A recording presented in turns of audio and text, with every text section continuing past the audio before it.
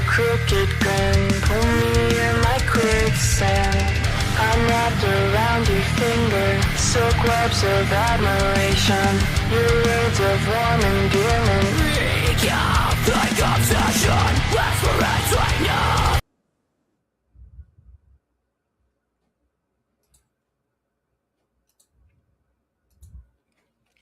Hey everybody, it is Jack Punkington here with our episode of Rig Review.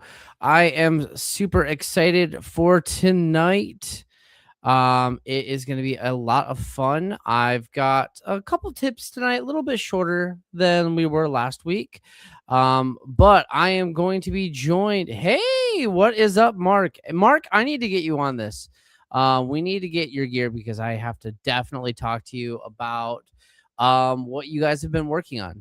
So please, Mark, submit to get on this podcast. And also, I'm just excited for your guys' new stuff. Anyway, yes, we will be joined tonight by Richard of Fault of the People, one of my new favorite bands. Honestly, I've been dying for new music from them, and we have been lucky enough that they have released a single, and then within a month's time span, they've got another one coming out, and that's great. I am super pumped to be talking with Richard, and he's a really chill dude. And he was very gracious enough to hop on this last minute, so we really appreciate that. Woot!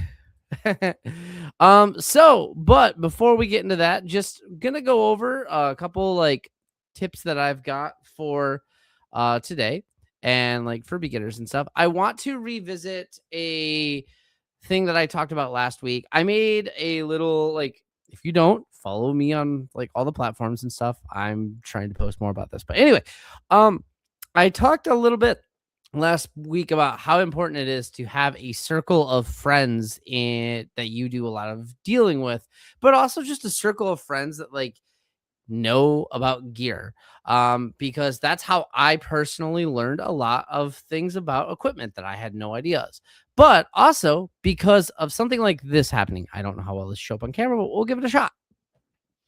So about a year ago, my buddy Jeff, who is a very fantastic guitar player, go check out his band Storm the Masses, bought this guitar from me. I don't know how well it'll show on camera. Oh, not super well. Anyway, it is the guitar that I recorded the A Proper Axe EP with. It's a 1976 Gibson LS Deluxe. If you want to get into vintage Gibson guitars, look for the Norland era stuff. They're really weird stuff, like the LS. Like they've got a deluxe, they've got a custom. I think there's a standard model as well. But a lot of the Norland era Gibsons you can find on cheap depending on what model. Like Sonexes are great vintage guitars to get into the vintage market. But anyway, I had to sell that. I needed the money and stuff. And Jeff has had it. He's done a lot of work to it, and he posted it for sale. And I was able to get it back from him. I traded him my Marshall JCM 800, and it was great. I was able to get that guitar, and he's doing some other work for me as well. But if I didn't have Jeff as a friend, I wouldn't have been able to do that. So that's why I say it's very important to build that relationship. There are other musicians that I've got a circle of about 10 people that I work and talk with. Especially like if I can't find something, they might be able to find something. That's another big deal, is if you have this circle of friends, you're going to be able to help them find gear, and they're going to be able to help you find gear. Other big deals for gear, Facebook Marketplace is your best friend. I know it is what it is, but seriously, Facebook Marketplace is your best friend when it comes to finding good vintage gear. I have found so much, or just good gear in general. I found so much. And this also formed another friendship. I found a Randall half stack. I think I paid $150. It was a Randall 412 with Randall Jaguar speakers and a Randall RG 100, I think. And I got it for like $150. And now this was 8 years ago. The guitar player that I got it from is, thank you, Mandy. That is very awesome. But that guitar player, his name's Ian. He's a good buddy of mine because of that trade. He builds guitars now, which is super sick. I really want to get um one, and I've dabbled in building guitars. It's a lot, but it's also fun. I don't know if I would ever build one to sell anymore. I did a couple things like 10 years ago where I would just basically make really sick part casters for people. But yeah, have a group of friends, check out Marketplace, check out, this is gonna sound silly, check out yard sales.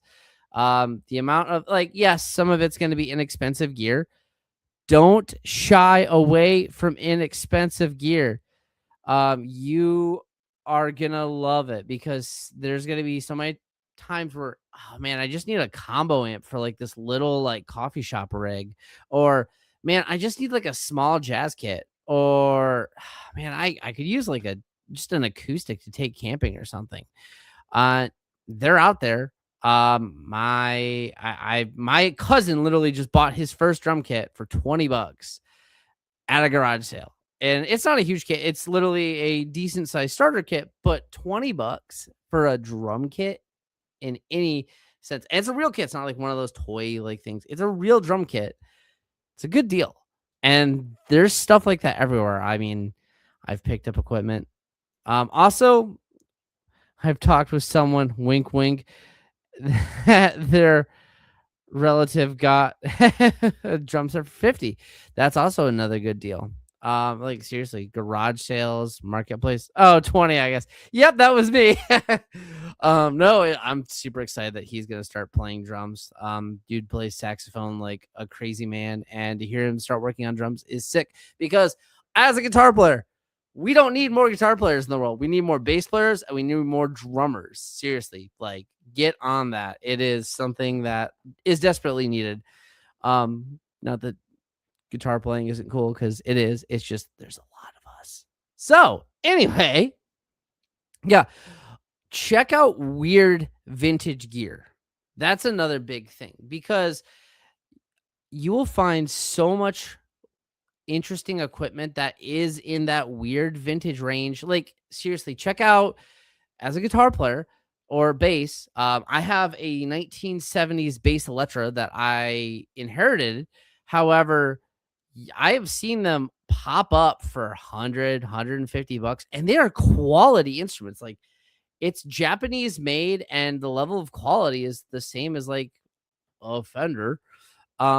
Seriously, go check out any of the 70s style stuff that you can get. Ooh, what do we got here? Mark, what did you say? Nobody wants to play bass. I love playing it. I recorded bass stuff all day long. Please learn the bass. Yes, Mark is right. Please learn the bass. We need more bass players. Stephanie says, trying to hog all the gear spots, little JK. All the best hiding spots are mine. No, seriously though. What is your favorite piece of gear? Yes, please tell me your favorite piece of gear and why it is your favorite. That guitar and my Schecter are probably my two favorite guitars I have. My Orange OR 30 is my favorite amp I have, even though I don't use it on stage right now because half stacks are rough on your back. Combos are a lot nicer, and it doesn't have a designated clean channel. Anyway, no, seriously, check out weird Tusco, like if you go on Reverb, you'll see stuff that's like Ukraine made guitar or Russian made like guitars. They're actually pretty solid if they're made in like the 70s or early 80s. And again, you'll get into that vintage market for less than $300, depending on where it is, depending on the shipping and everything.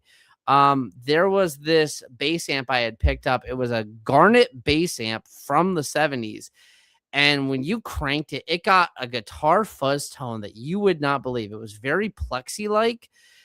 That just was killer. And that's the thing. Look for stuff like that, because that's going to be how you find one of a kind gear that's going to give you interesting sounds. Like Tom Morello, the guitar player of Rage Against the Machine, one of their albums, he recorded a guitar that was like a $25 guitar made out of plastic. And you could say, well, it's Tom Morello, anything's going to sound good. I don't disagree with you on that. But the reason why he used that versus any of his other guitars is because of the sound he got. It inspired him. And that's the biggest thing. If you get interesting pieces of equipment, it's going to inspire you to do more. That's why when everyone's like, well, should I buy like the most expensive like guitar, or should I, just buy multiple guitars? Personally, it's up to you. I have a lot, but I have different guitars for different styles of writing. And I can imagine for like bass players, or heck, even my drummer in A Proper Axe, Monet, she has multiple different kits. She has one kit that has such a stoner style sound. It's very thud heavy, and she uses that at practice, but she uses a completely different kit live because she likes that sound better in a live setup. And that's just kind of the thing that you're going to be able to get into, is by trying more gear. Another thing is, don't be afraid to try something you don't think you're going to like. Now, try it before you buy it, obviously, but don't be afraid. I once picked up a Fender amp. I didn't think I was going to like it. That thing had the craziest metal channel ever, and it was a lot of fun. So, and I wouldn't have known if I hadn't tried it. I used to hate fuzz. I used to hate the sound of fuzz till I learned how to dial it in. Now I love fuzz tone. Like, where is it? I can't find it. Oh, it's right next to me. It's green, so you won't be able to see it. I've got a bass Big Muff pedal that I literally use. It's Luke, who's the bass player for Proper Axe. I literally use it when I want to get a cool fuzz tone because it sounds sick. But yeah, what is your favorite piece of gear? What is something that you're proud of with your equipment? Something that's like your pride and joy of your collection. I'd love to hear it. Try new things that you wouldn't expect. Try equipment that might be out of the range of something that like you would never get. It took me a long time to get PRS because I thought everyone who had a PRS, you just got an Affliction t-shirt with it, and you look like Mark Germani from Creed or any of those nu metal guys. Then I found out what nu metal is and got really into it. And ended up owning like 3 different PRSs. Not a single Affliction t-shirt though. But seriously, that's how you try stuff. That's how you get into stuff. I used to be a huge Line 6 hater back in the day. I love the Line 6 spider valve. It is possibly one of the most interesting pieces of equipment I've ever owned. I've owned multiples, and if I hadn't given it a shot, I wouldn't have fallen in love with it. Now look at Line 6. They're making stuff like the Helix, which is one of the biggest modern onboard like stage rigs. It's a cool alternative to like a Kemper. I know there's a bunch of different styles out there now, but the Helix was the first one that really popped out to me because it was Line 6, but people were on top of this thing. They were loving it. So don't judge a book by its cover, I guess, or at least don't judge a book by its Spider 2 combo amps. Yes, please drop your band in the comments. I want to hear your guys' music. If you don't know, not only do we have the sick rig review podcast, but on Thursdays we have a live music podcast where I will play different musics from like the Great Lakes area. However, we're not restricted to just that. That's just where we get most of our music from.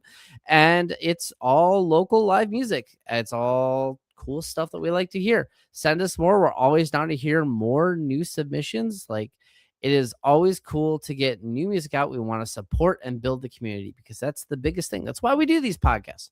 I love talking about gear. I love listening to music. Let's do these podcasts so we can build everything up. Lexi with Fault of the People. Yeah. I would be shocked if you didn't put that, Lexi. If you just put like Guar or something, some random band. But yeah, drop your band. Where are you listening to? Like, where are you listening from? I'd love to hear that. But yeah, seriously, go submit your music, submit your gear. Love to have you on the podcast. Yes, Monet has this. Yeah, she has this sick Joey Jordison snare. I totally butchered that. The drummer from Slipknot. And it is sick. Any relation to Mick Bishop? Love the new puppet video. Clean to harsh vocals are spot on. I agree. That sound is so sick. We will have to ask. I will save that and we'll ask Rich when he gets up here in a little bit. And Mark says, hello, Monet. But yeah, help us build our community, help it make it bigger so we can get more gear stuff, gearhead talk in here, but also just get more bands out there, get more bands to cool venues. And, you know, we are a all ages dry venue, and it is all to get younger people to come into shows, be a safe space for first experiences. What's up? The amount, wait, hold on. What's to say? What's up? God, the amount of gear stories I have. Please submit. First off, if you want to throw a gear story in the comment, I would love to check it out. But please submit. We'll get that form posted on here, but submit your gear. Yes. Listen to Fault of the People's new single Puppet. It is out. Lexi is a monster. You are not joking. I am so impressed with her tune, like her vocal range. I got to see them live at VEXED venue. What was it now? Already, was it August? And the most impressive cover of Ghost Square Hammer I've ever heard in my life. Not only that, but like hearing their music now is just insane. Like, I'm so excited. They have a new single. I'm sorry, I'm a little scatterbrained. It's been a long day. They have a new single coming out. Go pre-save that single. It's going to be sick. Yes, they performed at the Vex Battle of the Bands, and they won the first round. It was actually really sick of them. They are very impressive live.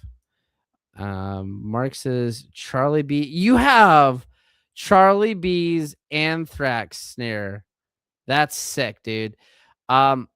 Controversial hot take. Anthrax is the best band of the big four. That's my opinion. But that is controversial. Yes, here's the pre-save link for Hollow Heart. Go save it. It's going to be sick. What is up, Monet? Thank you for everyone for tuning in. So, like I said, a little bit less of the advice portion tonight. I just kind of want to go over some small things. But let's get ready to bring in Richard from Fault of the People. I'm so excited to have him on and talk gear because I actually have kind of a cool thing to talk to him about that he might not be aware of. Hi, Richard. What's up? How you doing? I'm here. Good. All right, man. So tell me a little bit about your sound, like how you go and dial in your tone essentially, and like what sound inspires you and how you got to that sound. So I run a floor modeler. I don't run normal amps or anything like that. So I was able to actually get the Misha Mansour plugin from Neural DSP and download that into the pedal, and then kind of tweak it from there. But that is like my go-to tone now is that, and then I run a compressor and a delay before it, and then an EQ afterwards, and sometimes I'll run a secondary EQ for like the shift in tones and stuff, like if my guitar is supposed to drop out a little bit in the song or something like that. And then I'll just cut the high and low end and just leave the mids. Nice. I kind of like that you just leave the mids, but you cut the high and low ends because, you know, I mean, so much of early like 90s and 2000s like metal, and like you could even say like metalcore to an extent, although it's changed a lot, was just scoop the mids. So it's really cool that it's like, you know, different kind of style. Yeah. There's a few of our songs where the guitars kind of do that, whether it's just leaving the mids or taking them out completely. There's a few of the songs that we have coming out that happens with. It's just kind of a different layer. And is this like your live rig setup that we've got posted up here? Oh, it went away. It is. So I sent you a picture of that because a lot of my stuff is actually just mounted in there. I don't have to carry it anywhere. We just roll it around. That is so convenient and nice. Yes, it makes it a lot easier, other than the fact that that thing is extremely heavy. Yeah, I bet. Let me ask you this. Is it heavier than a Marshall stack or a Mesa triple rectifier stack? It's on wheels, so that helps. I would say it's probably about the same. Okay. Maybe a little bit heavier. It depends on if we take the in-ear rack off the top. That top box is separated. Okay, cool. So obviously, like, it's kind of the way of the future right now with floor monitors and stuff going up with like your setup, like you were talking about. How many, like, as someone who, I personally, because I'm not at that level yet, but also I'm a little bit of a traditionalist and I use just a tube amp right now because it's what I can afford. How does it feel switching to that setup versus like having just a quote unquote normal setup, I guess. I don't want to say that because this is becoming the norm, but I guess like an old school setup. Honestly, I feel like this is easier. There's not as much to carry around. We don't unplug a lot of stuff, so you have a lot less room for failure when you go up. Where if like your cab's unplugged or something's like one of your pedals, the patch cable comes out of it or something like that, we don't really have that issue. It's literally just set it down, plug it in, turn everything on. It's good to go. Okay, that's cool. Now I gotta ask, just because I'm genuinely curious. A big thing again. I have very little experience with stuff like this. I personally enjoy, partially because it's what I'm used to. When I'm using a tube amp, I like the feeling of the air, basically coming out behind you. Do you still kind of get that? I know you're essentially running through the in-house system of whatever venue you're playing at, but most venues have monitors, like floor monitors and whatever, and maybe, because I've never used one, an in-ear system per se. Does it still kind of give you that feel? So we actually cut the wedges when we go, so there's no sound coming out of the wedges either normally. Okay. Our bassist does run a bass amp still, and then we just wire it in direct so we can hear it in our ears. But to me, I guess I never really had the experience of playing with normal amps. I've played with a modeler most of the time I've played live. So to me, it doesn't really change anything. It doesn't really affect anything because this is just kind of what I'm used to. Okay, cool. Now, running like a modeler and stuff, like how long would you say for like when you first set up your tone and stuff, how long did that really take you to dial in the sound that you like? Because like you said, you have a very distinct sound. So it is actually very easy with the pedal I have. I can set it on the floor under my computer and it connects to Wi-Fi, and I can use my computer to tweak it as I'm playing. So I would say each one takes me maybe 20 minutes. Oh my God, that picture is a little rough. I would say maybe 20 minutes or so. The hard part comes after the tone is set up. Because then we do all like the changes and stuff for each song and stuff like that, and setting all the extra things and timing them to what I need and all that too, because everything changes by itself for me now. That's kind of cool. So like, do you have control in terms of like, oh, maybe you're just feeling like, oh, I want to add like a little bit of chorus to this song. Can you do that on the fly, or is it all just pre-programmed? I can do anything on the fly. Most of it, or actually all of it now, I just have a MIDI cable hooked up to it, and so when our tracks are playing, it's automatically changing certain things, but I can go over and like hit the buttons and change whatever I need to on the fly if I need to as well. Okay, cool. That actually does sound pretty convenient. I might have to, we'll see. I might have to check into looking into getting a floor monitor myself someday. They're not as badly priced as people may think. I started out with a Tonex pedal, and it's about $400 brand new. That's not And terrible. it ran great. I think I still have it somewhere. And then this Yeah. one was right around 1,000, and it does everything I need and more. So, I mean, realistically, that's about what you're paying for a durable, solid tube amp. So, And that has like all your pedals and stuff built into it, so you're saving money either way. Right. Yeah, I mean, there was one part of it when I first bought it. It has one of the Digitech wah pedals, which is a $400 pedal on its own anyways. Yeah. And that's built into it. That's sick. I actually really want I want to experiment with something like that. So I want to get like a Digitech wah, but again, they're insanely expensive. Even used at like $200. Right. Yeah. Yeah. As soon as I saw that, I'm like, oh, well, that seems like it's just paying for itself at that point. Yeah. Essentially, you bought a Digitech wah, you got a free whole setup. Right. Exactly. Came with amps and everything. So I want to talk a little bit about your guitars. Shows that you're running mostly Schecter these days. Now the guitar, like when we first met, you had a really sick purple headless guitar. Yes, I had a Strandberg. It was an NX7 Twilight Purple or something like that. I don't know if that's exactly right, but that's probably close. That was my first experience with a headless guitar. Yeah. And like that thing was wild. Like the neck was insane. I was like, holy crap, this thing is so cool. But like the neck, I didn't know how to like hold that neck. When you're like, here, try it. And I was like, Oh yeah, because it's got like that trapezoid shape on the back of it to try and keep your thumb steady. Yes. That one was very awkward to learn to play, but over time it helped a lot. Now that I switched back to like the Schecters, my thumb still stays in a similar spot just because I got that muscle memory from playing on the Strandberg. That's cool. So that was kind of cool. I see you're running the Evil Twin PT right now, as well as the Elit's 7-string. That's kind of cool. The Evil Twin's got the Fishmans in it, right? So both of them that I sent you have Fishmans in them. The PT7 is the telly body one. That's my main one I use right now with the Floyd Rose in it.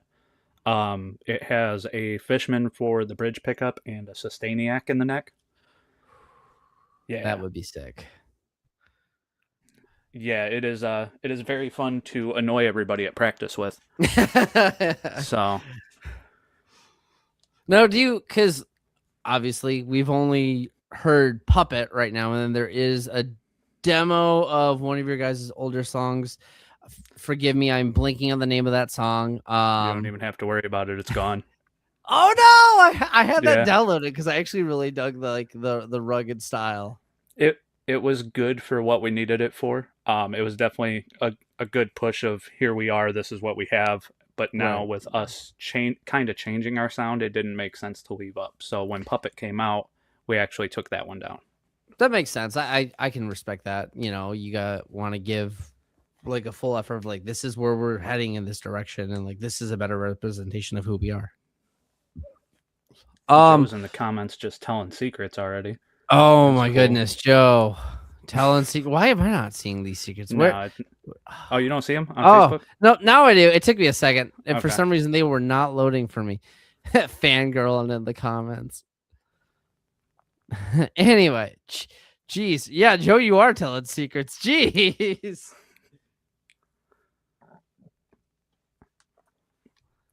Not really. I do think I put something about that in the questions in the thing beforehand, but yeah. Yeah, I'll get down to that a little bit more. So I really appreciated it because I put a post on my personal page because Chris, the producer of this, who's amazing, has convinced me to try a 7-string. Yeah. And the recommendation you gave me, which was the Schecter, not Schecter, I'm sorry, it was the Jackson 7-string. Yes. From the reviews I'm seeing, that thing for like the price, that thing seems like awesome. Yes, it is a very good one. That I think I said it in your comments. That was the first 7-string I ever played. I had never intended on even playing a 7-string, and I saw it. I think I got it used for $150 or $160, and I got it. And ever since then, all I own now are 7-strings. Yeah. Is it easier? Is it hard to acclimate from switching from like a 6-string style to a 7-string and then maybe back? Because if I do get a 7-string, I would like to write some songs where that's essentially what I'm doing. but being able to, switch back to a 6-string for other songs. I don't think it'd be too bad, especially if it's something that you're constantly doing. Like now, I teach guitar lessons on the weekends, and I teach on a 6-string acoustic at his house and all that, and that's not really a problem for me. But I will say when I first switched, the neck on a 7 felt way bigger than what it is. Yeah. Just kind of get used to it more over time. Yeah. I had an 8-string for a short period of time, and that neck is enormous. Yeah. I met a guy once who let me try his 9-string Schecter, and I was like, I don't even know what to do with this, man. Yeah, now there's people on Instagram sweep picking 10 strings and all that. It's nuts. It's insane. Like, how do you even hold? Like, I need both hands just to hold the neck. Yeah, no, that's way too much. I said that about 7 strings though too, so we'll see what happens in a few years. Next fault of the people, you've just got like a 17-string guitar. Yeah, with a heart built in or white something. Noise and heavy breathing.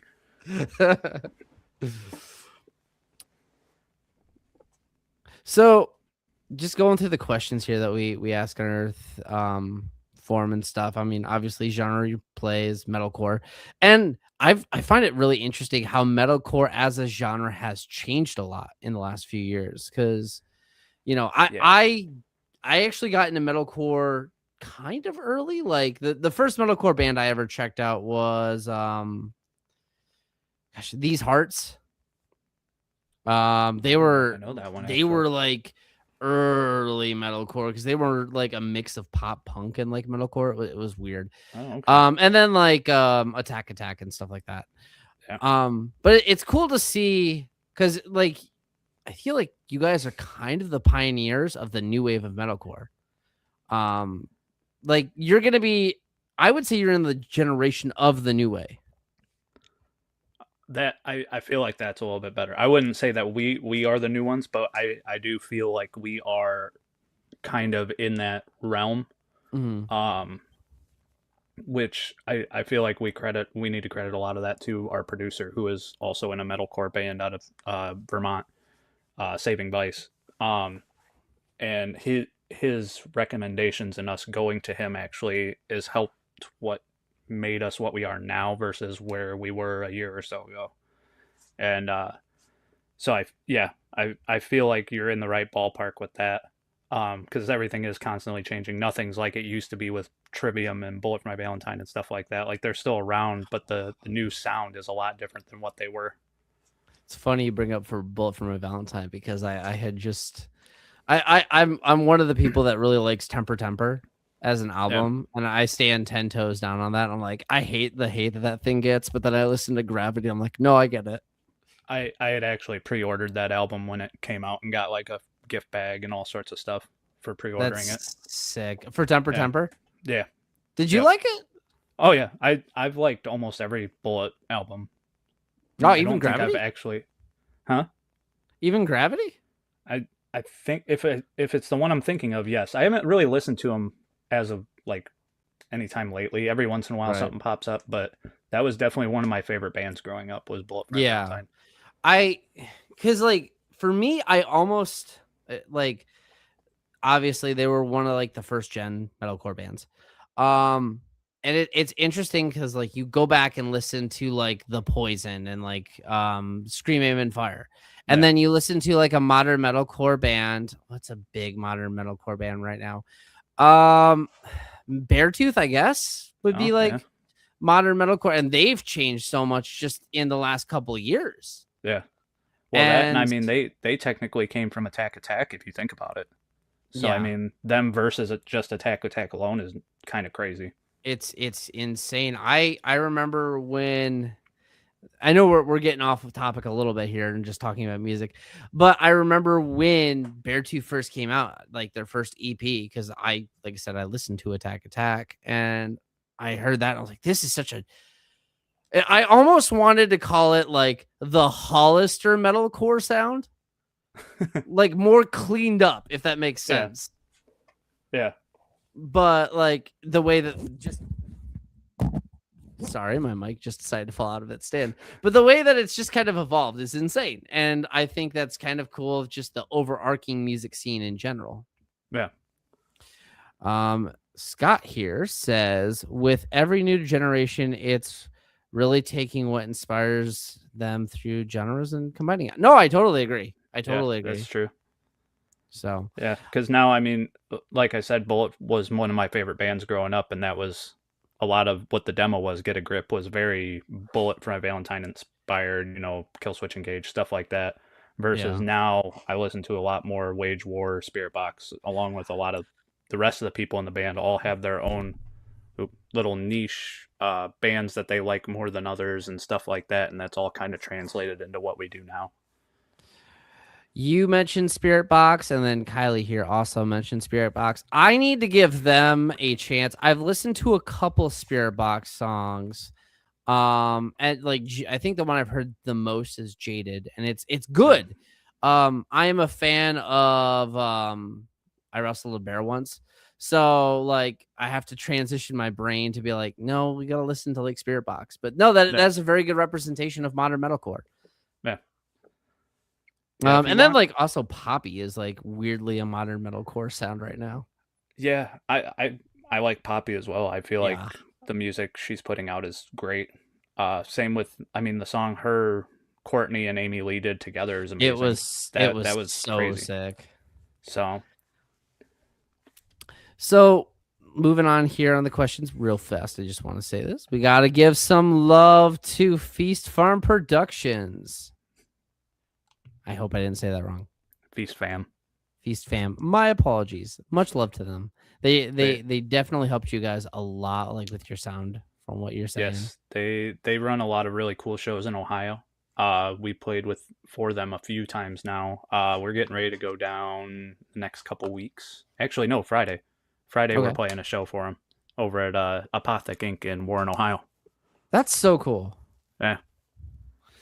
But yeah, so see, this is the cool thing about your like the forum. We can kind of go a little bit more into this. Like, so why did you choose the gear that you choose? And you said it depends on which one we're talking about. So, for example, why did you choose, for example, your head rush unit versus, is it just a cost thing versus something like a Helix or versus something like a Kemper? So I still to this day want a Quad Cortex. But the head rush was about $800 cheaper and does all the things that I need it to do. It's still down the road. I probably will get a quad just because it is a lot more compact. I can just throw it in the drawer in our rack and just leave it there pretty much. The head rush, I kind of have to carry around still just because of how big it is. Okay. That's cool. We were talking earlier. Your Schecters, is it just because like you've always, I know you've said you've owned Jackson and you've had obviously a Steinberg, so why Schecter? It just has the best feeling to me. Mm-hmm. I also have an LTD 7-string. It's like a Les Paul body style, which is already, you could probably imagine, very heavy. Yeah. The Schecters, they get like my PT7's a little bit on the heavier side, but it kind of balances out, and they have the thin necks. They don't paint the backs of the necks. I'm not a big fan of finished necks on the back. They just get too sticky when you're trying to move around. That and the just the way they're built. Like if you ever look at the back of one, it's like 5 different pieces of wood or 7 different pieces of wood, and it just looks really nice. So between that and the sound and just the way they feel playing is why I pick those personally. That's cool. I mean, I agree with you. Schecter makes just such insanely good quality for the money too. Cause you can pick up some cheap shit. Like there's a 6-string variant of your guitar and, that's just like, it's actually green. And I actually want to pick that one up.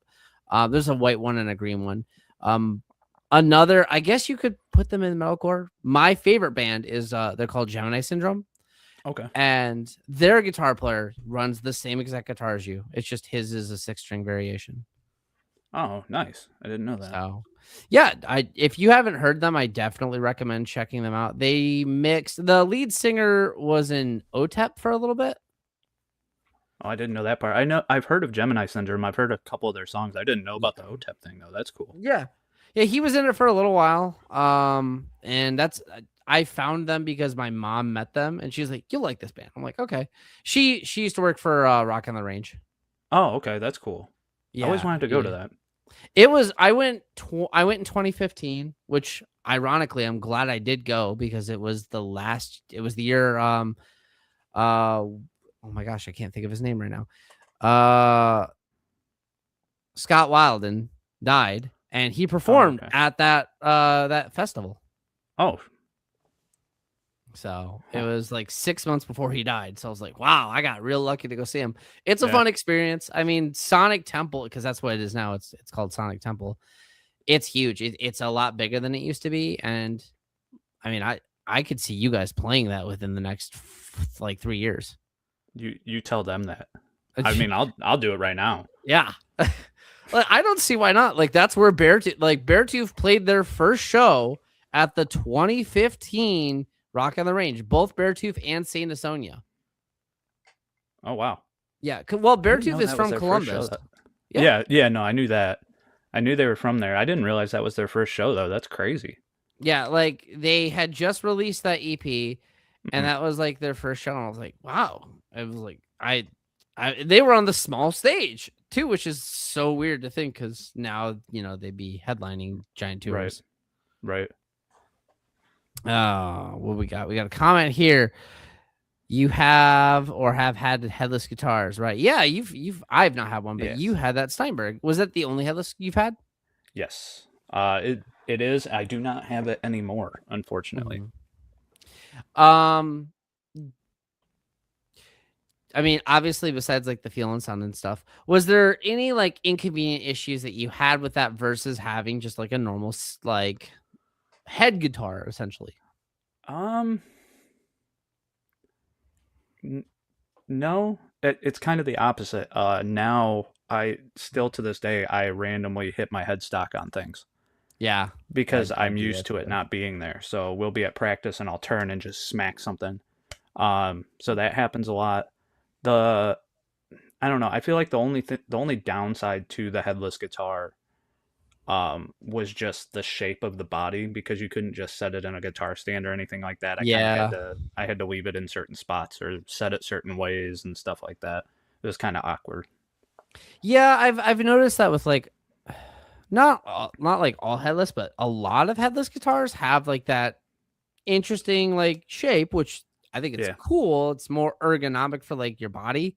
But it makes it harder for stands. Yeah, that is actually, if you ever go on the Strandberg website, that's the reasoning behind it, is that you can set it any way on your leg and play it. It's supposed to be comfortable in any position, is the theory behind that body shape. Interesting. I mean, that makes sense. So I remember it being a very interesting shape, and that's a lot of headless guitars nowadays. Yeah, there's a ton of companies out there doing it now too.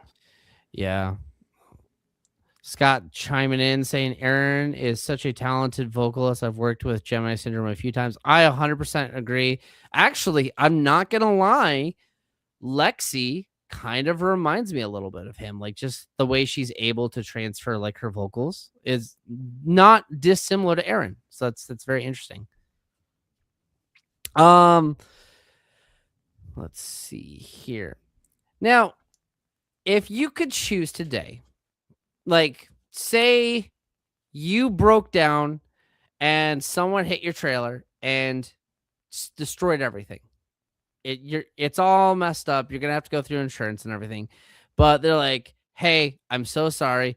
Here's $2,000. Go into this guitar store. Buy whatever you want for your gig tonight." What would you pick? Oh man, so if I only had $2,000, I would probably go pick up another Tonex pedal because that's only $400, and obviously you got to pick up cables, so that's probably another $50. No, let's say you salvage your cables. Okay. Well, either way, it would probably just be a Tonex pedal and a guitar. Okay. So I feel like if I got the Tonex pedal, I could probably pick up a similar guitar to what I'm already playing. And then I would probably be able to make it work from there. That's bare minimum though. Yeah, no, I mean, I get it. This is a life or death. Like, you got that show that night. He's gonna need more than 2K. You're not wrong. Yeah, yeah. Unfortunately, Yeah, the price of being a musician is insane. yes. Oh, Chris is asking, was it strung from the bridge or head or backwards? It was actually strung up in the bottom. There were like little Mm. weird tuning pegs that you would spin, and you would actually string it up the normal way to the headstock and clamp it Okay. down and cut off all the extras up at the top. Kind of like a reverse Floyd Rose, and that's what makes me Yes. think of. Yes. How was it in terms of like tuning stability? I didn't. Oh, I shouldn't say I never had an issue with it. I had an issue with it when I first got it because I didn't know what I was doing, and I had an issue with it when we were recording guitars in the studio because why wouldn't I have an issue with it then? That is the absolute worst time for that to happen. So, other than those couple times though, I never really had an issue with stability. Like I could leave it for days and just pick it up every day and play it, and it'd be in tune. That's nice. I mean, it does suck that it was, in the studio. Yeah. But the fact It was a that you were quick able fix, to, though. yeah. So, that's such a big thing. People don't really pay attention to tuning stability when they look at guitars. I say as a Gibson owner, because Gibsons just don't stay in tune. Yeah, no, especially like the G on it and probably the middle D, I think I had a really big issue. The two that you have going up the farthest into the headstock usually have the biggest issues. It really depends on, I mean, if you're getting like a Les Paul or an SG, that's pretty fair. But if you get something like a Flying V, the tuning stability is actually a lot better. I think from what I've seen, it's because your strings are straighter. Yeah. So like on a Les Paul and stuff, they kind of V out like that, whereas like on a Flying V, they kind of stay straight, which probably helps you a lot with that. Yeah, it's kind weirdly it's not, but it makes me think of like the PRS design because PRS like basically took that design and just like improved upon it. Right. So for the next upgrade you're purchasing, you're planning on buying a new guitar strictly for studio recording. What are you thinking for that guitar? I should have put a picture of that one in there. From what I'm looking at right now, it is a baritone LTD 7-string. It has a Evertune bridge in it, so I should never have an issue with tuning stability. And Fishman Fluence pickup. Sorry. I was about to be like a Floyd Rose and an Evertune. Yeah, I need to see this thing. Yeah, no, that doesn't exist, unfortunately. That'd be great. If they could figure out a way to do that, they'd make millions. But yeah, yeah, that would just dominate the guitar market. It never goes out of tune, and you can dive bob. So where can I sign up? Right. That's sick though. Now, as a normie lame 6-string player, what is the difference between a 7-string and a 7-string baritone? Not a whole lot from what I'm seeing lately. So it's kind of just the length of the guitar. So this one is a 27-inch scale length. So from like the nut to where the strings go in on the bridge is 27 inches. Okay. But my PT7 is a 26.5. So that's pretty close. And then my C7 is I want to say it's like a 25 to a 26 because it's a multi-scale fan fret. Or 25 to 26.5, something like that. So I'm already really close to it. It shouldn't be too much of a difference. But yeah, it's just a length thing. They make baritone 6 strings as well. Yeah, I've thought about picking one of those up just because if I get a 7-string or a baritone, whatever I end up getting, I want to work on learning some sleep token. Yeah. And like that would be the best way to do it. Have you seen any of their rig rundowns? Have you seen how they do what they do? I have not watched a ton of it. I need to. I know that I get the numbers mixed up. I know 2's the drummer. I think it's 4's the guitar player, and he just got his own signature Jackson, and it's beautiful. Yes, that one is a baritone as well, and it's a 6-string. He also has a signature 8-string too, I think. Okay. Yeah, because I know for like when he started, they used like it was either the Dan Electro or the Gretsch baritone. It was like a really inexpensive baritone. Yeah. They also, from what I've seen, they don't tune down. they let their they run a quad Cortex and they just pitch shift it. So all their guitars Oh, are in like okay. E standard tuning, but everything's pitched way down. That's interesting. I see. Yeah. That's something I want to pick up, like a Digitech drop tune and experiment with having that versus having a guitar that, you know, is drop, because I play in drop C. But I would love to experiment and just have something set up in standard and be like, I'm gonna play in drop E. Yeah. Yeah, 'Cause I think that'd I be a can lot do of it on fun. my computer. I don't usually let my pedal do it because I'm too afraid that it's gonna like mess up while I'm playing or something like that. But Right. I do it on my computer from time to time. Is there like a lot of latency, or is it actually like pretty good? No, it's not bad at all. Like I had brought up the Misha Mansour amp. There's a in that plugin you can actually transpose it down. And so like if I'm playing like Spirit Box or something that's down in F sharp, I can pitch it down to that. Or like the new Black Veil Bride stuff is in G sharp, so I can pitch it up to G sharp. That's sick. You know Yeah. what? I gotta give Black Veil Brides some credit. They have been able to stay relevant for so long, and honestly, sick live performances. Yeah. You know, I never Yeah. thought because I was never really into the music. No hate, it just wasn't really my thing. And I went to an Asking Alexandria concert in Crown the Empire, and Black Veil Brides was there. And they played, and I was like, these guys are actually really sick live. Yeah. I would love to see them live. I don't think I've seen them yet. But it's always been one of my favorites for the longest time. Yeah. I seriously, if you get a chance, go see them live. They kill it. So I was Asking Alexandria, but I don't think we'll ever have that chance again. Yeah, I don't think it'll be the same anymore. Nah, with Ben gone, it Yeah. just Yeah. So what do you use currently for an interface?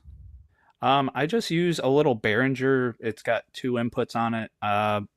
Actually, if I can do this, it's literally just a little tiny guy. Oh wow. Yeah, 2 inputs. You got 2 outputs on the back, a headphone jack on the front, and yeah, it's great for what I need it for.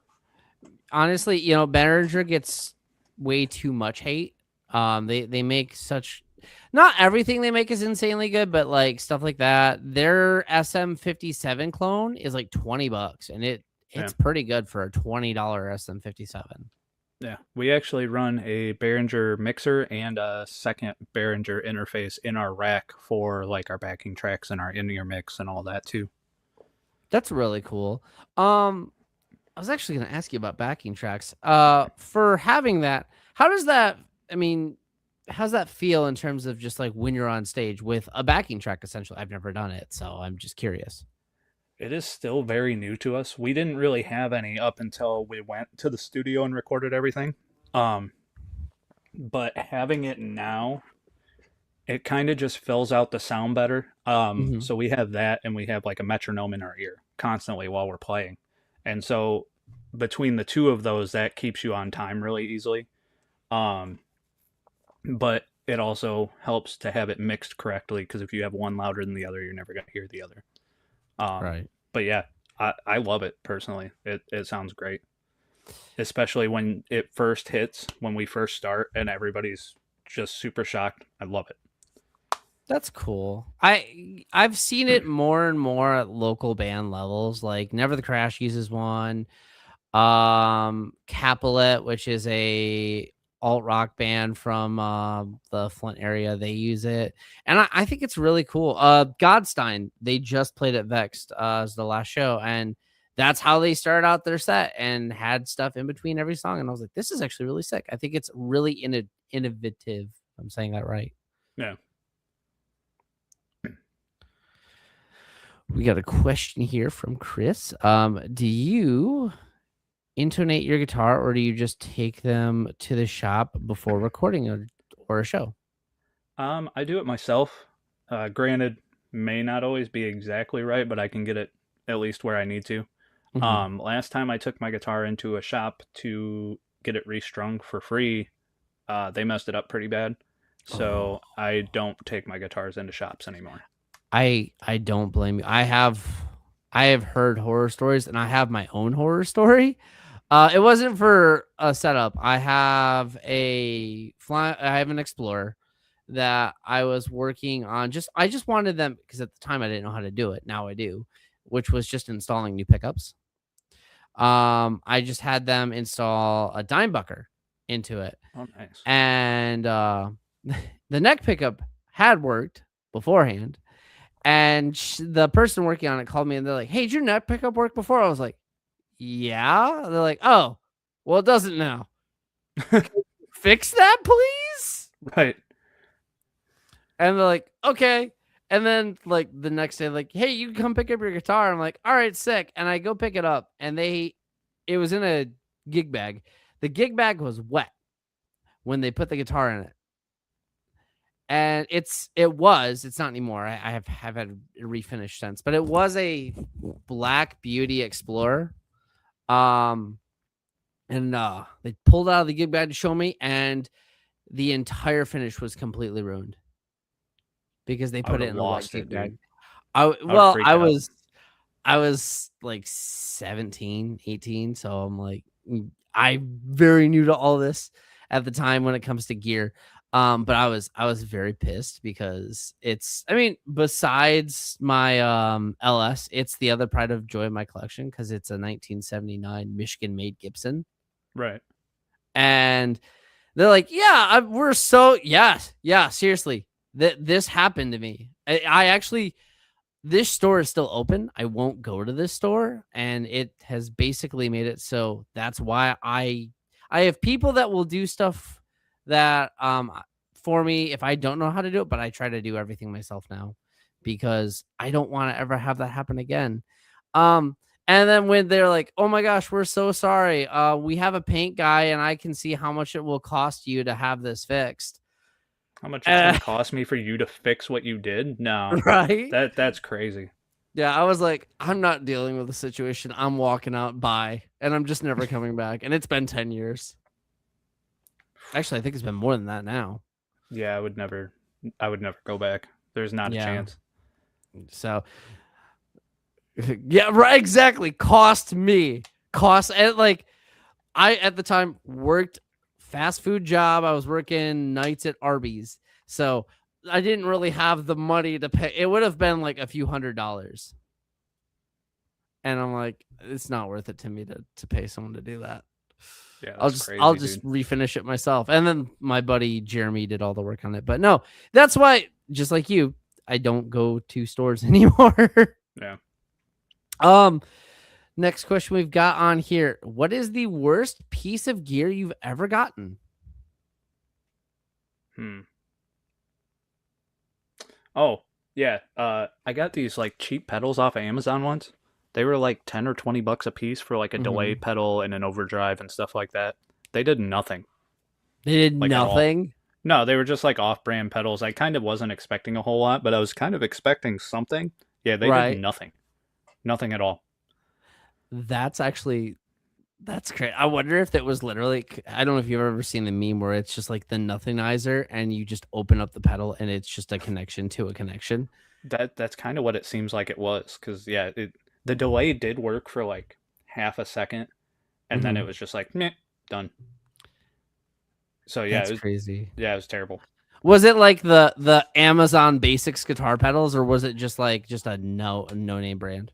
I think it was just a no name band. I know it wasn't like an Amazon brand or anything like that, but like they painted them and tried to make them look like, you know, an Ibanez tube screamer and stuff like that. And I was like, oh yeah, 15, 20 bucks. Why not? Yeah, no, don't do that.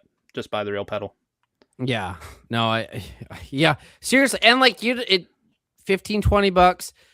Seriously, save 20 more bucks and you can get a pretty solid overdrive pedal for like 40 bucks. Right. On Reverb used. I have it's a Moore Green Mile, and I swear up and down by I think paid $40 for it. So, and I've had tube screamers, and it's way better than, because you have an option to actually go into like a boosted overdrive mode, and it's just So, Chris popping in here saying, from your stomp boxes, Boss or others, can you use 9-volt battery power? You use 9-volt batteries power. Have you thought about making them true bypass due to the power hum? I mean, that's all. That would all just be like implemented into your whole rig, right? Like that's just already part of your quad, or not your quad cortex, but your head rush. Or do you have separate pedals? Yes. Yeah, I have separate pedals in there, but yeah, no, I Mhm. don't have like actual standalone pedals anymore at all. Okay. And or all your rig, all of your effects built into rig. Yeah, they're Yeah. all built into this rig. That's really convenient. That's Yeah. kind of cool. Yeah, so not only can we just carry the rack up on stage and set my pedal board down, but we also, I mean, we don't have to carry amps, we don't have to carry pedal boards, we don't have to carry like all the extra odds and ends stuff that you need for it. I don't have to worry about anything going out like a battery dying or anything like that, other than in my guitars, which does happen, or like my wireless pack or something like that. Yeah, but I can imagine like active pickups are like the bat 9-volt is pretty easy to like just swap in and out real fast. It wouldn't take that long. Yeah, yeah, it only takes a second. It's not too bad. Yeah, I don't know about like in ears, but I imagine it's not as bad either. Or is it? Yeah, no, it's just a couple AA batteries. Yeah, Just that front opens up. that's nice. That there Ibanez make a ART 300. And they have their own active pickups, and they run on AA batteries versus D batteries. Yeah, Really? yeah, it's crazy, dude. Yeah, that's weird. I've never heard of that. I need to look that up. That's cool. Yeah, That's way you better can than get a them 9-volt. cheap too. They're like $300 used. That's like they are crazy. not expensive guitars. They even have some that have like weird quilt like finishes. Like one's alligator, and then one's like a classic sunburst. And then they have a natural, but like, yeah, those pickups, I want to test them out and see how they sound stacked up to like Fishmans or EMGs, like whatever a standard 9-volt Right. battery, and like see if the power difference actually affects the sound. Right. I wonder if they have the different settings like the Fishmans do. Like you have the different voices in them. Like I can pull up my tone knob and my volume knob to change the voicing on each one. Right. I'm not sure. I know it's kind of an older thing. Give me a second.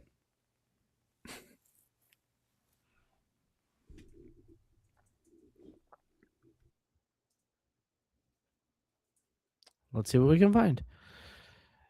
Yeah, it's the ART 300.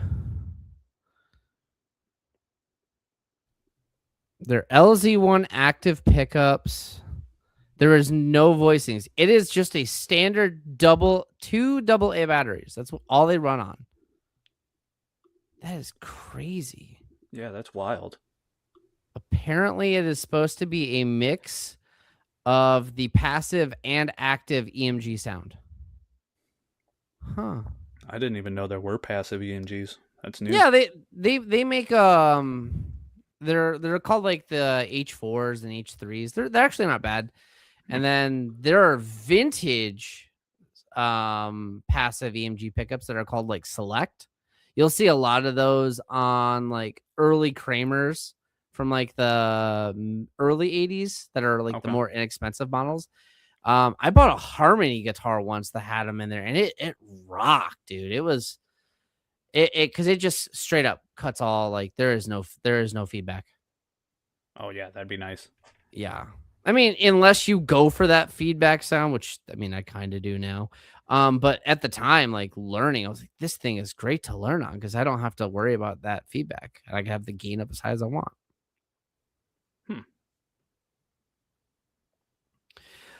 So if you could go back in time and start over from scratch, what would you pick now for a inexpensive? You're just in your bedroom, maybe playing small like jams, not like your Fault of the People setup because you have a pretty badass setup, but just like knowing what you know now, you go back, basically somehow you start over. And what would you pick as your first rig again? There's not necessarily a price limit, but like, you know, what you could get inexpensively with what we have now. Before I switched to a floor modeler, I had this little amp called a Boss Katana. Okay. It's like yay big. And it is actually an amp head and also an amp itself. So you can put it on a cabinet, hook it up, and run it at 100 watts. It's a solid state, but still run it at 100 watts, and it sounds good. It's also Bluetooth to where you can do all your changes on your phone for like your gain, mids, all that. Um, it has built-in Boss pedals for it, and it, like I said, it's its own little amp. It has a little tiny speaker on the front of it, so when you unplug it, you can actually play at home, like in your bedroom or whatever. That is a super cool one. I want to say it's only maybe $400 or $500. I don't remember. But it's fairly inexpensive for what it is.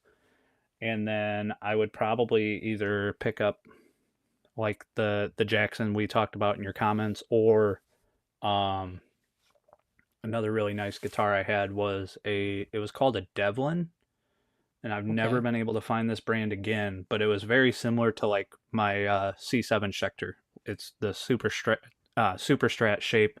It was a blue quilted top. It was really fun to play, and it was great to learn on. So that's probably what I would pick up, or those two things for sure. No, I've had the katanas before, and they sound pretty sick for, I mean, for what they are. Right. They are definitely great for beginners, and like just people, even intermediates, like people trying to get a more inexpensive rig that's all in one compared to like, a Head Rush or a Quad Cortex. I love gear like that is just most like the guitar you were talking about. That is the most random pieces of like, you'll never hear this brand again, but it was amazing. Yeah, it was great. I loved that thing. Yeah, I once picked up this no-name Les Paul from a pawn shop for like $50. And it was like, there was no brand on the headstock, but it wasn't like quite lawsuit, but like you can tell what they're going for. And I brought it home, and it was like, when I say it was heavy, like a Gibson would have been lighter. That's where I was like, dude, how do I hold this thing? But it felt like the neck was perfect. It was a company called, was it Davison? It was either like Davison or Davisburg. It was so weird, and they're made by the same people that make Agile guitars. Oh, okay. And they don't Davison make them anymore. Sounds familiar. Yeah, I think it was Davison, and it was like this sick, like transparent blue. Nice. So it's just cool stuff like that. Like you'll find weird, random like pieces of equipment like that, and you'll make really cool sounds, and then you'll never see them again. Right. Yeah, like mine was, I got it at, this guy had a guitar shop in his garage out back.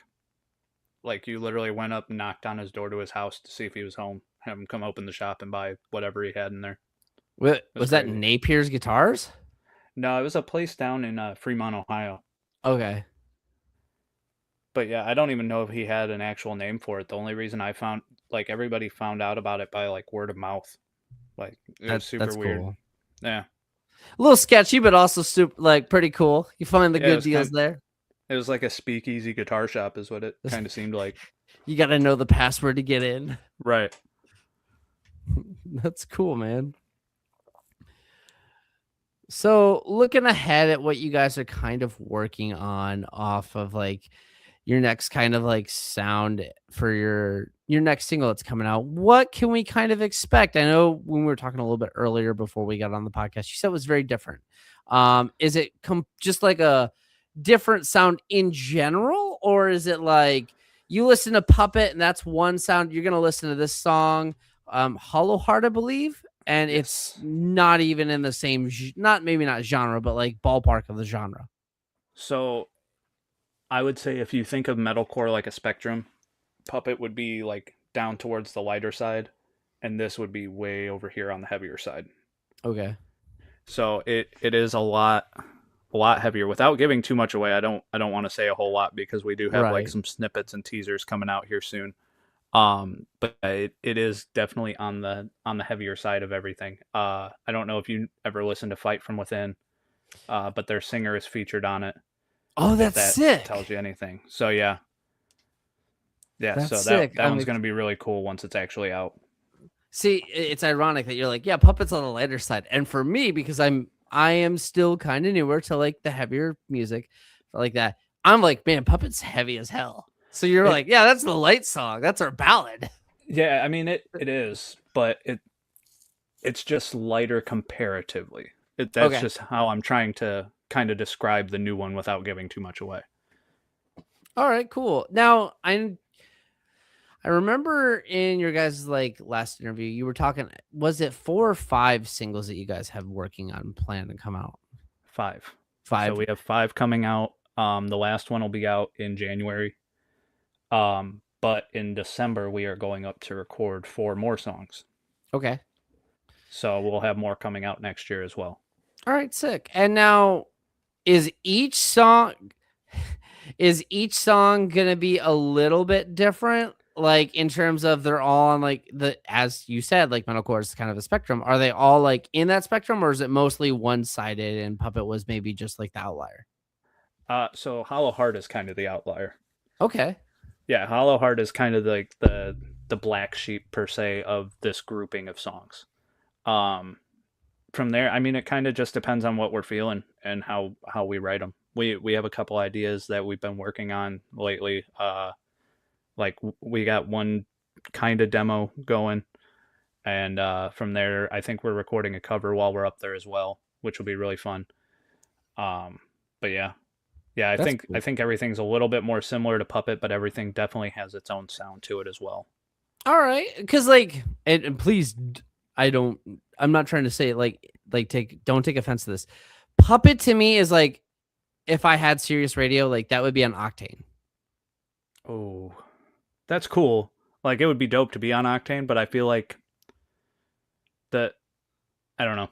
That it's a compliment. I like that. Okay. I don't know where I'm going with that, but yeah. No, thank you're you. totally fine. Because like, I don't know a ton of Sirius radio stations, but I did listen to Octane a lot back in the day, so Right. I'm like, I could hear that on Octane, or like, because I'm from like the Flint adjacent area. Banana 101 the 5 is like our big like rock and metal. Like they play Spirit Box and stuff like that, but then they also play lighter stuff. So I could totally hear like Puppet off of that.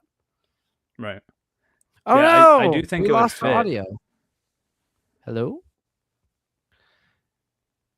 They said they can no longer hear the audio. I can hear you just fine, Richard. Yeah, Can you that's hear me weird okay? because normally I do have that issue and I'm not at all this time. Hold on. Okay, cool. Chris says he can hear us. Okay. I don't know what's going on. Stephanie says she can hear us. All right. Okay, whatever. I'm sorry to the rest of fault of the people that you cannot hear our audio. We're just complimenting you guys' music and how amazing it is. That's all we're doing. So it's very quiet. Am I talking too quiet? I don't want to like blow out my mic. This is a new mic. I'm sorry. I'm trying something different. Emily says she cannot wait for the Hollow Heart release. I also cannot wait. Do you guys have a music video for it? No, not yet. So this one we are planning on doing a live video. Like we're just gonna get a bunch of clips and kind of put them together. We do have a plan for that. Again, don't want to give too much away, but that is the idea behind it is a live video and possibly something else for it as well. The next one to come out, we're going at the end of the month to shoot a video for that one.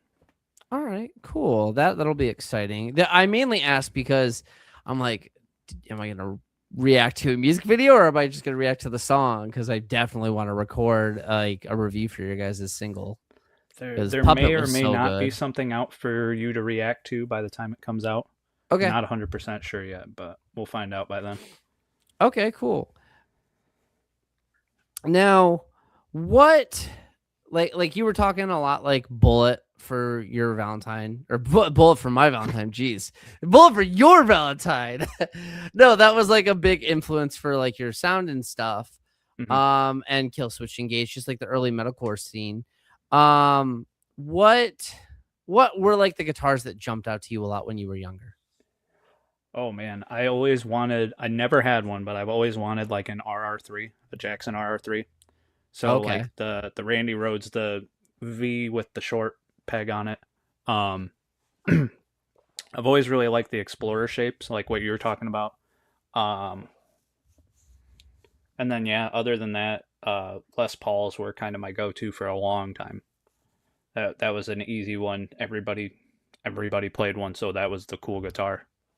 Yeah, I mean, Les Pauls are just kind of like the Stratocaster is like the most basic standard in my opinion, but like the Les Paul is the most recognizable shape in my opinion for a guitar.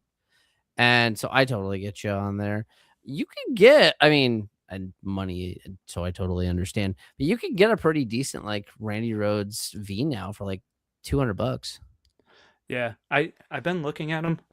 There are some 7-string versions as well.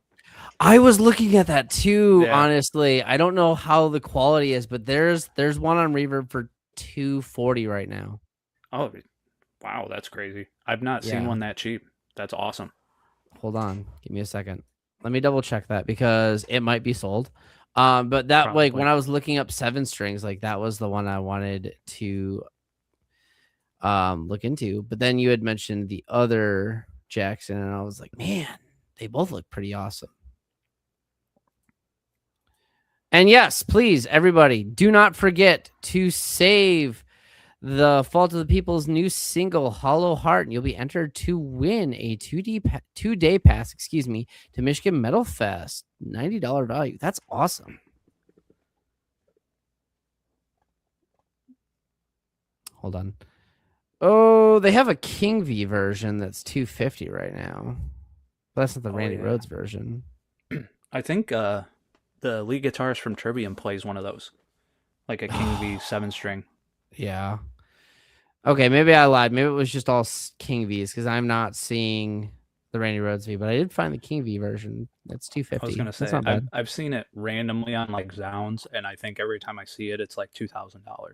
Jeez, I'm sure they'll probably make a inexpensive Randy. I mean, the Rhoads V is such a big deal for a lot of metalcore players. Yeah, it's a huge one. Like Back to Bullet for My Valentine, their singer had a signature one for the longest time. It was like silver sparkles. Yeah, but I will say his BC Rich V that he had. That thing is insane. I want to try one like that. Because it's such a classic looking V. Because it's like the vintage style BC Rich headstock with the most modern looking body. Yeah. So, kind of as a touring musician, what is the biggest issue that you've kind of run into with your gear? I mean, knowing that you have a pretty like adaptable and streamlined setup, what is kind of an issue that you've been running into lately, and how have you guys been able to overcome that? We actually haven't had issues lately. I feel like a lot of that comes from like last year when we were first starting to use all this stuff. We had an issue at like every show, whether it was like our in-ear metronome not going right, our in-ears just cutting out completely, somebody just like guitars dropping out, something like that.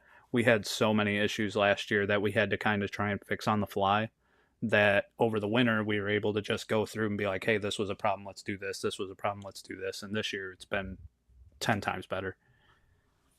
That's cool. I mean, it's kind of like a trial by fire situation from the sounds of it, but because of that, you guys kind of came out stronger because of it. That's kind of cool. Yeah, it's definitely doing that helped. Like it sucked at the time. Like my face was beat red at almost every show because I was frustrated. But yeah, at the end of it all, it helped out a lot. That's cool, man. I know that and it's not any venue specifically. It's just a lot of local venues. I will say you guys actually were a big help with kind of changing VEXED a little bit, not in like a bad way. Just adapting stuff. Like Chris, actually, we were talking earlier, and he was telling me how much he's like, because you were talking about like you don't have any wedges. You completely cut out your wedges. So it was interesting for him to like come up with like how to do that. And it, made it more streamlined and made it more easier. And it's really interesting because there are a lot of venues that are local venues that there's nothing wrong with this, because this is all still, I would say, in the local scene, a new thing, because it's getting more and more inexpensive to do what you guys are doing. Right. And there are just venues that are just not equipped for it yet. I think it's going to be I think it's going to be the norm within the next like 2 years, honestly. Oh yeah, I can imagine that by the time even next year, like you said, with everything getting cheaper and cheaper or more affordable, Yeah. I feel like next few years, unless it's somebody who like really hates the idea of wearing headphones while they're playing, or they just really like the old school feel of things, I don't think a lot of people are going to be doing it that way anymore. I feel Yeah, like a lot of it and is going to change. like I said, something that I need to look into myself. A proper axe we have just talked about right now. Like the next big thing we want to focus on is eventually upgrading our PA just at our recording setup, or not recording, but our jam sesh. But I Mhm. would love it if we could invest into a nice in-ear system because I think that would just be better for practice in general. It is very nice at practice too, especially like I stand right next to Joe who's drumming and we play in a Mhm. small room. So having the earbuds in alone is nice, and then on top of it like you have your own mix in there. So like when we're playing, my guitar in my ears is as loud as it can possibly be, and then I have a little bit of vocals, a little bit of everybody else, and then the backing tracks and stuff, whereas somebody else can have their track way up. Like we can all have our what we hear separately, and it makes it really nice. That's really cool. So you kind of can control like, oh, I want a little bit more bass or I want a Right. little bit more vocal on this track. That's Right. cool. Yeah. Yeah. It makes it a lot easier. Because I mean, sometimes when you have everybody blending together, you kind of can't hear yourself. So at that point, you can hear everything you're doing and kind of follow yourself a little bit more too. Cool. You know, I think it's I think like it's gonna be the future, which it is a little bit sad because I love, like I said, having my equipment with me, but also would love my equipment not getting destroyed. And it seems like this new the more modern setup now is just like a more durable, more eventually we're getting to the point where it's more inexpensive and just easier to work with. Right. I think Yeah. it was no, go ahead. I was just gonna say, yeah, it is getting a lot easier to do. It's the same. I feel like it's the same with like recording. Like recording from home is getting a lot cheaper to do and a lot more affordable. I wouldn't necessarily say easier because like I tried doing it myself, and what I did versus what our producer did are like drastically different. So like you still have to know what you're doing or work on learning what you're doing, but it is just getting easier to just get an interface and start doing stuff at home. Yeah, I kind of like a lot how we are seeing that kind of evolve because like younger players and stuff, it honestly, and not just guitar, bass, drums and everything. This is the best time to just jump in and like learn stuff because it's getting to be more inexpensive and easier to do on your computer. Like you might not be in a situation where you have like a 1x12 combo or you've got like a 1x15 bass combo, but if you've got a laptop, you can get your hands on almost any amp model out there right Right. now. Dylan hopping in the comment, Hell yeah. Richard. I was just in his live chat before this when I was waiting and just yelled his name into that too. That's really funny. And what are we saying here with Fault to the People? We upgraded to the Phoenix Pro in-ear system this season that helped us improve. Use promo code Richard at checkout to save 5%. That's awesome. Yeah. And then Yeah. here's the I website. figured we would get to that at some point. I had put that in the thing, and I figured we would talk about that at some point. We just haven't gotten there yet. That's cool. So you guys are like sponsored by them? I have an affiliate link through them. So like anytime somebody goes through it, I get a percentage of it. But then when you put my name in at the checkout, you also get 5% off. That's awesome. I might have to look into that. I just seen the post. I was like, I hope he's live. That's really funny.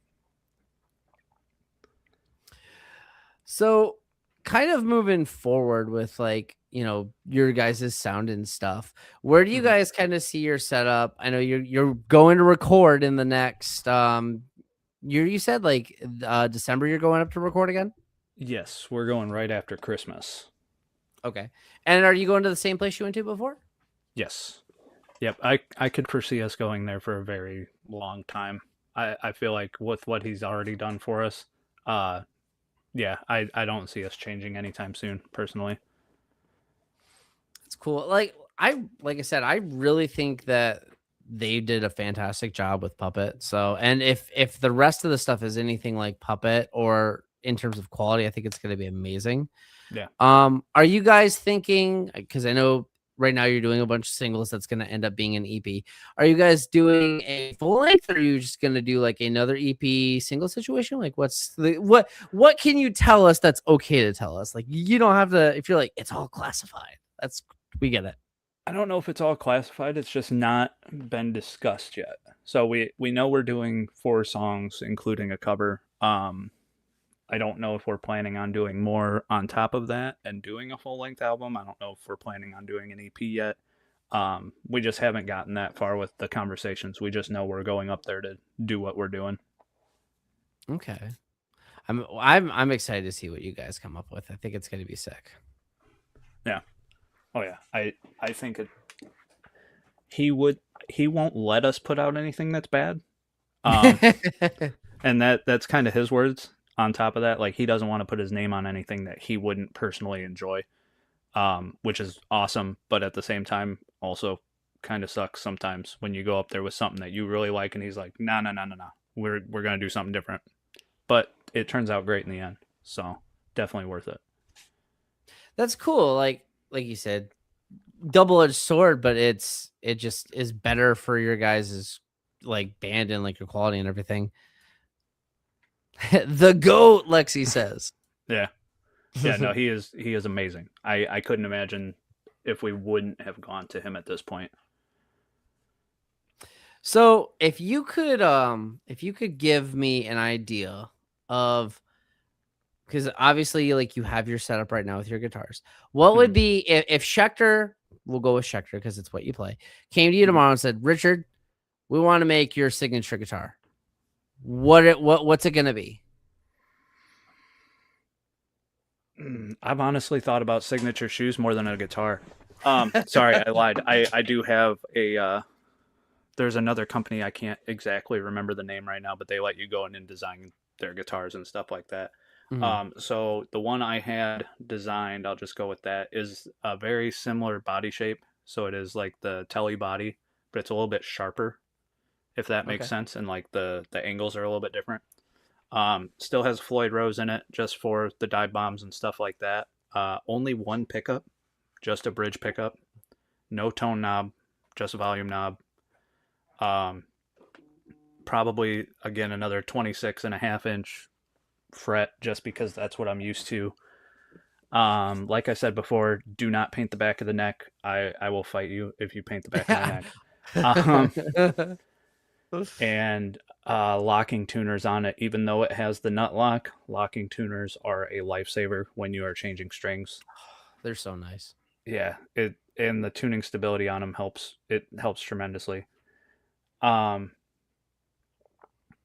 But yeah, other than that, and then the one pickup that's in it has to be a Fishman. Yeah, that's just a given. And I think I had a green and black crackle finish on it, which was sweet. Ooh. So like I think Kiesel does it a lot. They do a lot of the crackle finishes and stuff like that. But yeah, it was cool. I want to say it was like $2,700. So obviously it's going to be a long time before I get that. But it's not cool for something that's like personally made. Yeah. Are you thinking of Halo guitars? I know they used to do that. It's called Belgara. I want to say it's called Belgara or Balgara. They're not Osiris's, Lexi. They're Lakai's. Get it right. We played a show in Ohio not that long ago, and I forgot my shoes. It was a really bad time. I had to go buy shoes. I had to go find high top black shoes, and yeah, it was a big ordeal. That sucks. Yeah. Yeah, I honestly I talked about this a little bit on last week's podcast. Lexi, you don't know. Lexi says she sucks. You don't suck. I mean, they were still skateboard shoes. You were close. Osiris's are cool though. I like those as well. I need to check them out. Yeah, I feel like shoes is like something that a lot of just musicians in general need to pay more attention to, because when I started seriously, and like obviously we're not at your guys' level yet, but when I started seriously playing continuously live, I noticed I can't wear Converse anymore because they just destroy my feet. Yeah. Yeah, even if it's just for that 20, 30 minutes you're on stage, but you also got to think about off stage as well. Because, I mean, obviously, we're out there, we're talking with people, we're hanging out in the crowd, we're still doing stuff the entire night. And, like, you could go change your shoes, but after you Yeah. get off stage, who wants to do that? Right. You when you're off stage, the only thing you want to do is the least amount of stuff possible. Let me sit at the Right. merch booth, let me talk to everybody, and just that's it. That's all I want to do. Yeah, I feel like I'm kind of the opposite. I'm just all over the place after we get off stage. I feel like we all are. It takes a lot to get us all in one space after we play. You guys get off, you just disperse into the Yeah, crowd. it's like roaches gone. It's kind of cool though that you have that kind of energy that you're just like all over the place. Yeah. You guys just end up like talking to random people for musicians, or you're just like, no, I'm gonna go stand in this corner and just like relax. Well, so Joe puts away a lot of the stuff, so he'll be out at the trailer for a while, loading Mhm. or unloading and putting everything back in the trailer. I'm generally bouncing back and forth between that and the merch table or at the bar because I drink a lot. Um, it's like herding cattle. Yes, it is. Lexi usually goes straight to the merch table once we play. Christina is usually there as well, and then Emily, you can either she's kind of like me. She's kind of around. She'll be at the merch table or out at the trailer or kind of backstage or something like that a lot of the time. Okay. But yeah, it is very much like herding cattle. Anytime somebody wants something signed, one of us has to run around with it trying to find the other people or say something in the group chat and hope everybody shows up. Everyone come to the merch table. They want us to sign everything.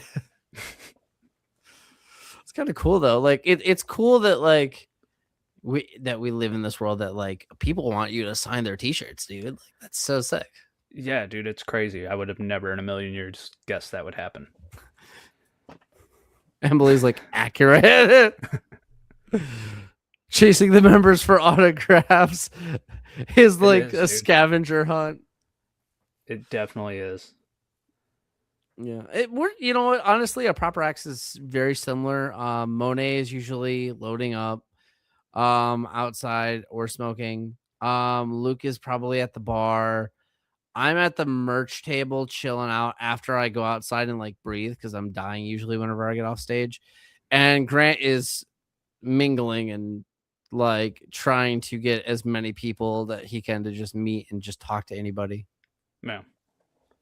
That's a good way to do things though. That's kind of how you get farther with things. The more you network. I'm terrible about it. Like Yeah. just straight up. I will once I'm drinking, I'll talk to everybody. But Lexi and Christina and Emily are definitely way better with the networking and talking to people thing. The best scavenger hunt ever.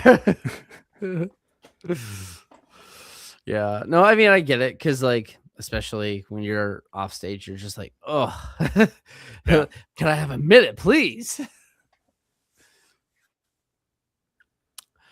So yeah, I mean, I'm really excited for what you guys have got coming down. I think it's gonna be a lot of sick stuff. I'm excited to review you guys' new single. I think it's gonna be a lot of fun. Yeah. I think you'll like the one after that too. Yeah. That one's gonna be good too.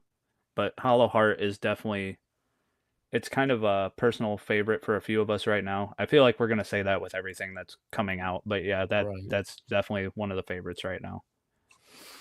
Now, obviously, you use an onboard setup, but if you were to own like a tube amp or an amp setup, what would you have just at home? If you could pick any amp, yeah, just for your home usage or whatever. Man, that is a good question. I used to have a Randall tube amp, which was really nice. I think it was just like a little 50 watt. I don't remember the full name of it, but that was a really nice amp. It was just a little guy. But I think that'd be great for at home. That, and I had like a crate combo amp at one point, which was really cool. Yeah, I think it is my hunt that every that I'm gonna check with every guitar player. I think literally everyone has owned the same exact crate combo amp. Really? The one, it has like a 112 in it or something like that. It's just like, Yeah. yeah, with all the different effects on it and stuff. That thing was cool. It was beat up. I Yeah. think I got it for like $40. Nice. That was my first amp, was a crate. I think it was a 110, so it might have been the smaller version. Maybe. Oh, that might be the same. I might just be misremembering. I think I still have it actually. Yeah. Somewhere. That's sick. But no, I mean the Randalls, that's another company that doesn't get enough love anymore, which Yeah. is sad because like their quality control is insanely good. Yeah, those amps are great. Like that was, I had that and a 412 cabinet that went with it. Mhm. And that was a great amp. Even for 50 watts, it was super loud. Yeah. I'm trying to remember. I had a Randall RD45 back when they came out, which was like, it was about 10 years ago now. It was Randall's like jump into the smaller watt amp area, because they had a lot of like 50 and 100 watt heads. But yeah, they came out with that, and they came out with like an RD20, an RD5, and an RD1, and they were, even the RD5, the quality control was insanely good. Yeah. Yeah, I don't think I've ever had a complaint with any Randall thing I've even touched. Like even going to Guitar Center and playing them, like they just sound great. Yeah. It's just a great amp. It sucks because they don't get the recognition they definitely deserve, because I mean, I get it, Marshall, Mesa, they're like the two, I like, if Fender and Gibson are like the two big guitar companies, although I would argue that Ibanez and PRS are really taking over their spots lately. I would definitely say like Marshall and Mesa are like the two amp versions of that, and the fact that Randalls just don't get the love they deserve it's really sad. I hope they don't go out of business, because they just need to keep making good guitars or good guitar amps. I'm sure if anything happens, somebody will end up buying it anyways and probably keep the name alive, just because it's such a, like, even though it's not as big as it used to be, it's still an iconic name. Yeah, I mean, honestly, if you really think about it, Pantera would be nowhere without Randall. Right. Lexi hopping in here saying Hollow Heart is mean and tough. That looks like one of the guys from Where the Wild Things Are. That emoji. I was thinking the same thing. Would you be interested in doing a listening party and allowing Vex to interview all of y'all's peoples for first reactions of the song Of Hollow Heart? Yeah, why not? I don't. If you guys are available, I don't want to say yes because I'm just 1/5 of the thing of the band, but I don't think we would be opposed to it. We'll just have to get together and get back to you on that one. Yeah, I think it'd be a lot of fun. Yeah, I mean, we did it with Puppet. It was fun to do with Puppet. That, and I think we, on release day too, we did our giveaway on Vex podcast. Yeah, I think it'd be a fun, cool time. I know that it's a little bit of a different setup now, but I think it'd be a lot more fun. I'm trying to figure it out, because I'm gonna try and see if I can convince them to let me do it when No Proper Acts releases our EP, hopefully this month. Yeah, I've got the mixing almost done. I have to adjust literally one thing on 2 tracks, and then it's straight to mastering. Nice. Yeah. It's been a process, that's for sure. Yeah, I feel like it's something where you never stop learning. Like that's one thing where things are always changing. So like you always learn a new way or a better way or an easier way to do something. Yeah. It sucks too, because like, so after I finished like all the EQ and stuff, I sent it over, and then I had to EQ like something, I think it was for the podcast. I think it was for like one of the ads, and then this new EQ popped up on Reaper, and it's like way more easy to use, and I was like, where was this a week, or like where was this a month ago? This would have made my life way easier. Right. Yeah, I feel like there's always something new coming out, and then as soon as something new comes out, they give away all the other stuff for free for like a month, which is great. Yeah. Until you end up with like 50,000 of one thing, and then you have to go through and unclog your computer and all that. And yeah, but Yeah, you guys have another giveaway too with Hollow Heart. yes, for Michigan Metal Fest. That's gonna be so sick. I like when I saw you guys got announced for that, I was like, good for them. That's awesome. Yeah, we are playing Friday night, which is going to be really cool. They're only running one stage Friday. It's just sick. main stage Friday. So that'll be really fun. And then Saturday we'll be there all day too, hanging out. Are you guys headlining Friday night? No.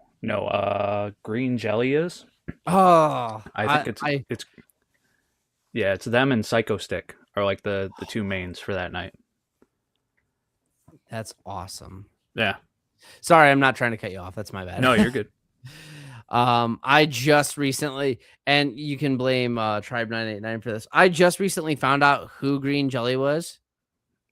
Yeah, I did not know who they were up until now. Yeah, no idea.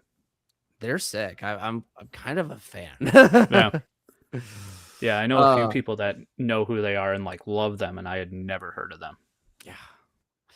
They're very interesting sound. And then also, like, I didn't even know Psycho Stick was still around. That's awesome. Yeah. I'm excited for that. It reminds me of like MySpace and stuff. So that's gonna be really cool. Lexi, I agree with you. It's gonna be lit. Dylan says he cannot wait for Michigan Metal Fest. I can't either, even though I probably can't go. What? Why? Finances. Well, then pre-save the song and you might win. Then you could go. We'll see. I'll pre-save it. I mean, I'll pre-save it anyway because I just want to support you guys. Little pig, let me in. And Vex Venue has confirmed we will have the APX show. Sick. Nice. No, I want to go. Where is the Michigan Metal Fest at? And obviously Michigan, but like, where in Michigan is it at? Battle Creek. It's at the Lila Arboretum. I'll have to see. Because I also want to make sure that I also don't book a show that day because I unfortunately a proper act is playing the same day as A Lion Within is playing at Vexed, and so I won't be able to be there for that, which sucks because like it's also War on the Horizon and Ages of Ice, I believe. I'm probably saying that wrong. And that was gonna be such a sick show, and I wanted to go and interview, but I'm like, the only way I can get out there is if I literally hop off the stage and then drive straight to Vex from Flint. I mean, it has been done before. Yeah, but I don't want to disrespect the other bands. I always like seeing all the other bands. Yeah, that's fair. So, well, I want to first off and say thank you again very much for hopping on this. You know, it's been great talking to you, and B, you know, jumping in literally last minute, like you were a lifesaver, and we really appreciate it. Yeah, no problem. I'm kind of excited that it was today. I've been off work for like last week and this week. I go back on Monday, and I get up for work at 4 a.m. I was like, man, the 20th. I was like, nope, I'll do it. I was like, but this made it way easier because I don't have to get up early tomorrow. That's awesome. I envy you so much because I get up at 4:30. Yeah, it's definitely rough. Yeah, these are our show schedules for I think this is the rest of the year. Yeah, that's the rest of the year. Jesus, you guys are just like packed out like crazy, but that's awesome though. I feel like we haven't done this much this year compared to last year though. Last year was a lot. You guys were all over the place last year. Yeah. But this year we have like a lot of doubles, so like we're playing this Friday and Saturday, and then we got another one that's a couple doubles. I think we have a Thursday, Friday right before Metal Fest. Okay. What's been your favorite show so far this year? I want to say probably Feast Your Heart Out, and it was our first show of the year. It's the first show I played the Black Schecter in. Nobody even knew I had it. I had it in the case, and I pulled it out halfway through the set along with a confetti cannon that I shot off during our picture with the crowd. That's really cool. And if you could give one piece of advice to a new musician or someone who maybe they've been playing whatever instrument, whether it's guitar or whatever, and they want to look into getting more gear, what would you give that you wish someone would have told you when you were starting to look out for more stuff and like, you know, trying to get into new different things and find your sound? Oh, that is a good question. You are not the person you want to sound like. And so buying their gear, and I know I seem like a hypocrite saying this a little bit because I do randomly buy stuff just because I think it's cool. But just buying that stuff is not going to make you better. So work on your stuff, find what you like, and then go from there. Because you may end up with a totally different sound than what you were going for to begin with. So a lot of it comes from you before it comes from any equipment. Heck yeah, man. I think that's really insightful because, you know, everyone wants to sound like their famous player, but obviously if you're really like dedicated to the craft and stuff, like you're going to get your own sound. It's going to be completely different. There's already one of them. Don't try to be them. Be you. Exactly. So where can we hear all of your music? Any streaming platform, Spotify, iHeartRadio, YouTube, Pandora, Amazon Music, Apple, all the places, everywhere. It's on Facebook, TikTok, Snapchat, all the social media platforms. It's literally everywhere. Music videos on YouTube. Hollow Heart will be out July 31st. Make sure you pre-save. Enter to win the 2-day pass to Michigan Metal Fest. Yeah. And then follow us for everything else coming out this year. Hell yeah. It's going to be worth it. It's going to be so sick. You guys have such a awesome like setup going forward. You've got great shows and great music. So everyone, please go follow Fault to the People. Go pre-save their new single that's coming out. Go stream Puppet. We're going to end off the night here with a little 30-second clip of Puppet, if you're cool with that. I mean, you can play the whole song if you want. I mean, I don't care. I like that song quite a bit. Yeah, but yeah. Go check out Fault to the People. Follow them. Boost them up. Go to Michigan Metal Fest, even if you don't win. Go to Michigan Metal Fest and go see them. Go to any local show because honestly, there's probably one within 5 minutes of you, and it's probably not going to cost much more than $10 to get in. Right. You guys are so welcome. Thank you. You know, seriously, thank you to everyone who stopped by listening tonight and just hanging out and jamming. We're going to end the night with Puppet. Thank you again, Richard. We really appreciate having you here. It's been a lot of fun, man. Yeah, thanks for having me on, man. It's definitely nice to be able to ramble to somebody who understands what I'm saying. I will keep you updated if I do end up getting a 7-string. And if I see a Randy Rhoads one, you better believe I'll make sure to send that your way. Yeah, let me know, dude, for sure. Yeah. So thank you again, man. And everybody have a good night. Enjoy listening to Puppet.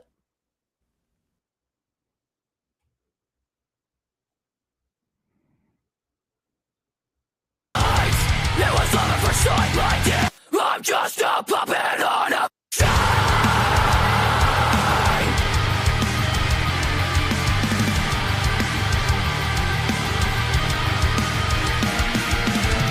You found me in the shadow of your devious hand. You had a crooked grin, pull me in like quicksand. I'm wrapped around your finger, silk webs of admiration. Your words of warm endearment Reek of like obsession, aspirants like nothing. It was on the first time like it. But in the broken roses, or to prison for years and years. Binding cord that keeps tightening. You've got me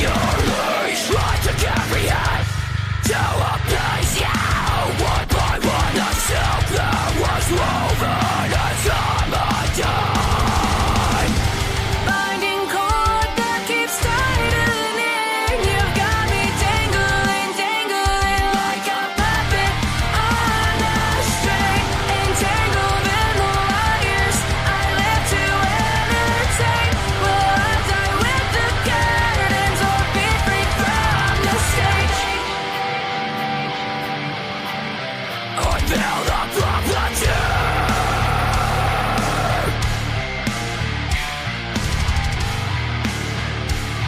Now it's your turn to dance. This is not what's left of me. I won't keep putting on a show.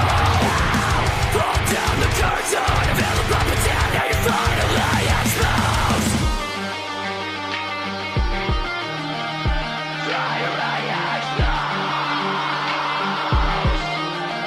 Unravel me. Binding cord that keeps tightening. You've got me dangling, dangling like a puppet on a string, entangled in the wires. I live to entertain. Will I die with the curtains or be free from the stage? I'll break the hand that's hovering. I won't die with the curtains. I'm not your puppet on a string. I'm not your puppet on a string. Now it's your turn to dance. I'm just a puppet.